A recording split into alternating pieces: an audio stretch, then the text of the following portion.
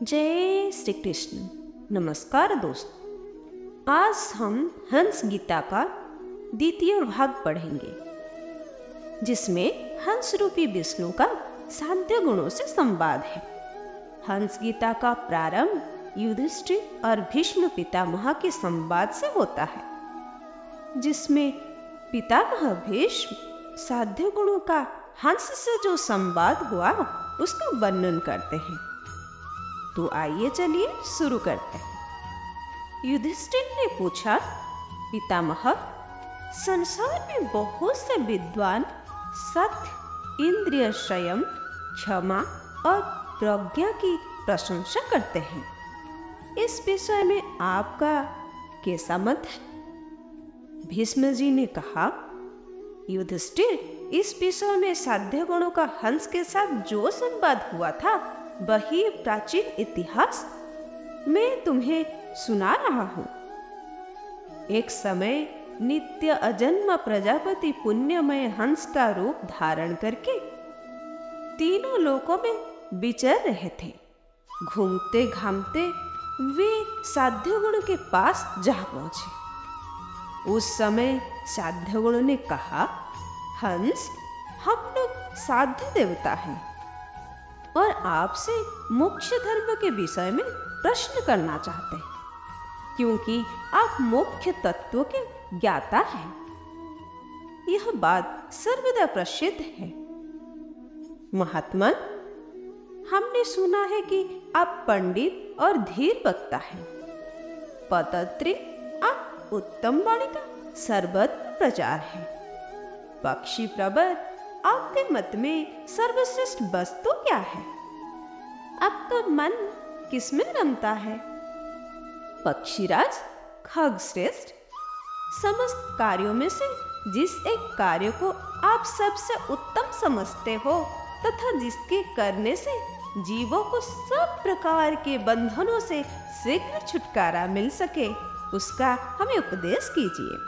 हंस ने कहा, अमृत भोजी देवताओं, मैं तो सुनता हूँ कि तप, इंद्रिय संयम, सत्य भाषण और मनोनिग्रह आदि कार्य ही सबसे उत्तम है। हृदय के सारे गांठ खोलकर प्रिय और अप्रिय को अपने बस में करें, अर्थात उनके लिए हर्ष एवं विषाद न करें, किसी के मर्म में आघात न पहुंचाए, दूसरों से निष्ठुर वचन न बोले, किसी नीच मनुष्य से आध्यात्म शास्त्र का उपदेश न ग्रहण करे तथा जिसे सुनकर दूसरों को उद्विग्न हो, ऐसे नरक में डालने वाली अमंगलमय बात भी में ना निकले।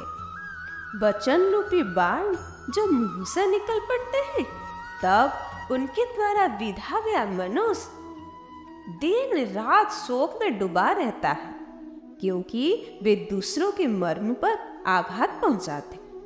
इसीलिए विद्वान पुरुषों को किसी दूसरे मनुष्य पर वाग्बाण का प्रयोग नहीं करना चाहिए। दूसरा कोई भी यदि इस विद्वान पुरुषों को कटु वचन रूपी बाणों से बहुत अधिक चोट पहुंचाए तो भी उसे शांत ही रहना चाहिए। जो दूसरों के क्रोध करने पर भी स्वयं बदले में प्रसन्न ही रहते हैं, वह उसके पुण्यों को ग्रहण कर लेता है। जो जगत में निंदा करने वाले और आवेश में डालने के कारण अप्रिय प्रतीत होने वाले प्रज्वलित क्रोध को रोक लेता है, चित्त में कोई विकार या दोष नहीं आने देता, प्रसन्न रहता और दूसरे के दोष नहीं देखता है, वह पुरुष अपने प्रति शत्रुभाव रखने वाले लोगों के पुण्य ले लेता है।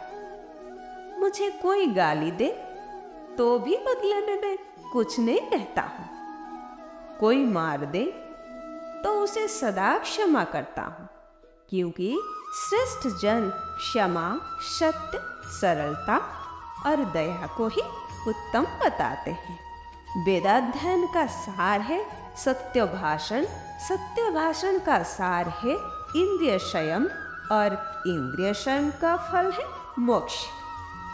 यही संपूर्ण शास्त्रों का उपदेश है।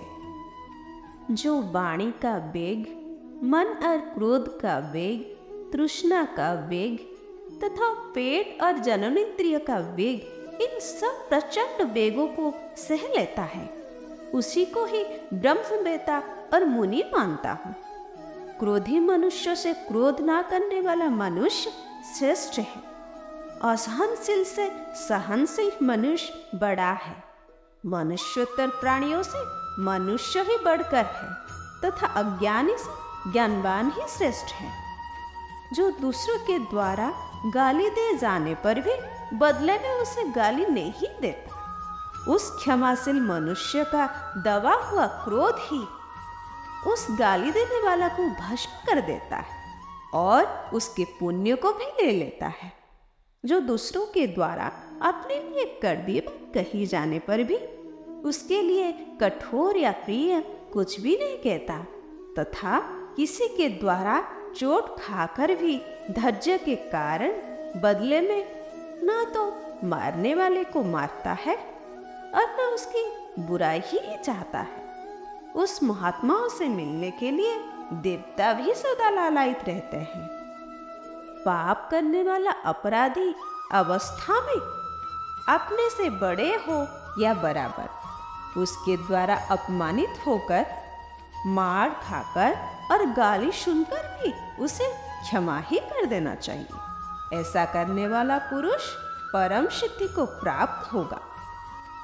यद्यपि मैं सब प्रकार से परिपूर्ण हूँ, अर्थात मुझे कुछ जानना या पाना शेष नहीं, तो भी मैं श्रेष्ठ पुरुषों की उपासना करता रहता हूँ। मुझ पर न तृष्णा का बस चलता है न रोष का। मैं कुछ पाने के लोभ से धर्म का उल्लंघन नहीं करता और न विषय की प्राप्ति के लिए ही कहीं आता जाता। कोई मुझ पर श्राप दे दे तो भी मैं बदले में उसे श्राप नहीं देता। इंद्रिय स्वयं को ही मोक्ष का द्वार मानता हूँ। इस समय तुम लोगों को एक बहुत गुप्त बात बता रहा हूँ, सुनो। मनुष्य योनि से बढ़कर कोई उत्तम योनि नहीं है। जिस प्रकार चंद्रमा बादल की ओर से निकलकर अपने प्रभाव से प्रकाशित हो उठता है, उसी प्रकार पापों से मुक्त हुआ निर्मल अंतःकरण वाला धीर पुरुष धैर्य पूर्वक काल की प्रतीक्षा करता हुआ सिद्धियों को प्राप्त हो जाता है। पुरुष ऊंचे उठने वाले खंबा की भांति उच्च कुल में उत्पन्न हुआ सबके लिए आदर के योग्य हो जाता है तथा जिसके प्रति सब लोग प्रसन्न पूर्वक मधुर वचन बोलते हैं, वह पुरुष देव भाव को प्राप्त हो जाता है। किसी से ईर्ष्या रखने वाले मनुष्य जिस तरह उसके दोष का वर्णन करना चाहता है, उस प्रकार उसके कल्याणमय गुणों का बखान करना नहीं चाहता है। जिसके वाणी और मन सुरक्षित होकर सदा सब प्रकार से परमात्माओं में लगे रहते हैं, वह वेदाध्ययन, तप और त्याग इन सबके फल को पा लेता है। अतः समझदार मनुष्य को चाहिए कि वह कटु वचन कहने या अपमान करने वाले अज्ञानियों को उनके उक्त दोष बताकर समझाने की प्रयत्न करे, उसके सामने दूसरों को बढ़ावा ना दे तथा उस पर आपेक्ष करके उसके द्वारा अपनी हिंसा न कराए। विद्वानों को चाहिए कि वह अपमान पाकर अमृत पीने की भांति संतुष्ट हो, क्योंकि अपमानित पुरुष तो सुख से सोता है किंतु अपमान करने वाले का नाश हो जाता है। क्रोधी मनुष्य जो यज्ञ करता है, दान देता है, तप करता है अथवा जो हवन करता है, उसके उन सब कर्मों के फल को यमराज हर लेते हैं। क्रोध करने वाले का वह किया हुआ सारा परिश्रम व्यर्थ जाता है। देवेश्वर जिस मनुष्यों के उपस्थ, उदर, दोनों हाथ और वाणी ये चारों द्वार सुरक्षित होते हैं वही धर्मज्ञ हैं। जो सत्य, इंद्रिय संयम, सरलता, दया, धैर्य और क्षमा का अधिक सेवन करता है, सदा स्वाध्याय में लगा रहता है, दूसरों के वस्तु नहीं लेना चाहता तथा एकांत में निवास करता है, वह ऊर्ध्व गति को प्राप्त होता है। जिसे बछड़ा अपनी माता के 4 स्तनों का पान करता है, उसी प्रकार मनुष्यों के उपयुक्त सभी सद्गुण का सेवन करना चाहिए। मैंने अब तक सत्य से बढ़कर परम पावन वस्तु कहीं किसी को नहीं समझा है। मैं चारों ओर घूमकर मनुष्य और देवताओं से कहा रहता हूँ कि जैसे जहाज समुद्र से पार होने का साधन है, उसी प्रकार सत्य ही स्वर्गलोक में चढ़ने की सीढ़ी है।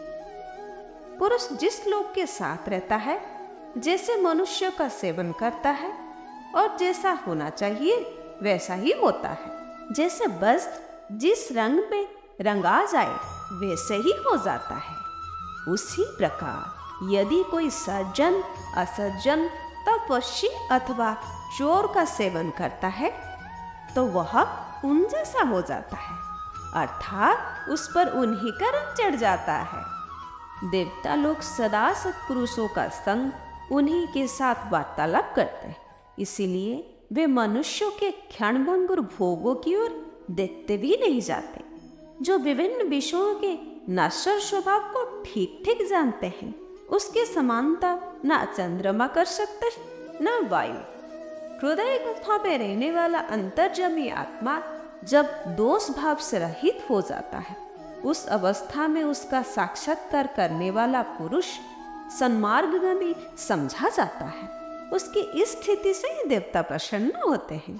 किंतु जो सदा पेट पालने और उपस्थ इंद्रियों को भोग भोगने ही लगे रहते हैं तथा जो चोरी करने एवं सदा कठोर वचन बोलने वाले हैं, वे यदि प्रायश्चित आदि के द्वारा उक्त कर्मों के दोष से छूट जाए तो भी देवता लोग उन्हें पहचान कर दूर से ही त्याग देते हैं। सर्व गुणों से रहित और सब कुछ भक्षण करने वाले पापाचारी मनुष्य देवताओं को संतुष्ट नहीं कर सकते।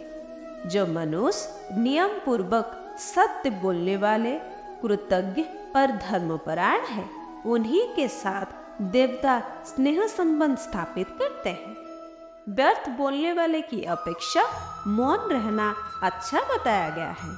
यह वाणी की प्रथम विशेषता है। सत्य बोलना वाणी की दूसरी विशेषता है। प्रिय बोलना वाणी की तीसरी विशेषता है। धर्म सम्मत बोलना यह वाणी की चौथा विशेषता है। इनमें उत्तरोत्तर श्रेष्ठता है। साध्यों ने पूछा, हंस, इस जगत को किसने आवृत कर रखा है? किस कारण से उसका स्वरूप प्रकाशित नहीं होता है? मनुष्य किस हेतु से मित्रों का त्याग करता है और किस दोष से वह स्वर्ग में नहीं जाने पाता? हंस ने कहा, देवताओं, अज्ञान ने इस लोगों को आवृत कर रखा है। आपस में डाह होने के कारण इसका स्वरूप प्रकाशित नहीं होता। मनुष्य लोभ से मित्र का त्याग करता है और आसक्ति दोष के कारण वो स्वर्ग में नहीं जाने पाता। साध्यों ने पूछा, हंस, ब्राह्मणों में कौन एकमात्र सुख का अनुभव करता है? वह कौन ऐसा एक मनुष्य है जो बहुतों के साथ रहकर भी चुप रहता है? वह कौन एक मनुष्य है जो दुर्बल होने पर भी बलवान है? तथा इनमें कौन ऐसा है जो किसी के साथ कलह नहीं करता? हंस ने कहा, देवताओं, ब्राह्मणों में जो ज्ञानी है, एकमात्र वही परम सुख का अनुभव करता है। ज्ञानी ही बहुतों को साथ रखकर भी मौन रहता है। एकमात्र ज्ञानी दुर्बल होने पर भी बलवान है, और इनमें ज्ञानी ही किसी के साथ कलह नहीं करता है। शांतनु ने पूछा, इस ब्राह्मणों का देवत्व क्या है? उनमें साधुता क्या बताई जाती है? उनके भीतर असाधुता और मनुष्यता क्या मानी गई है?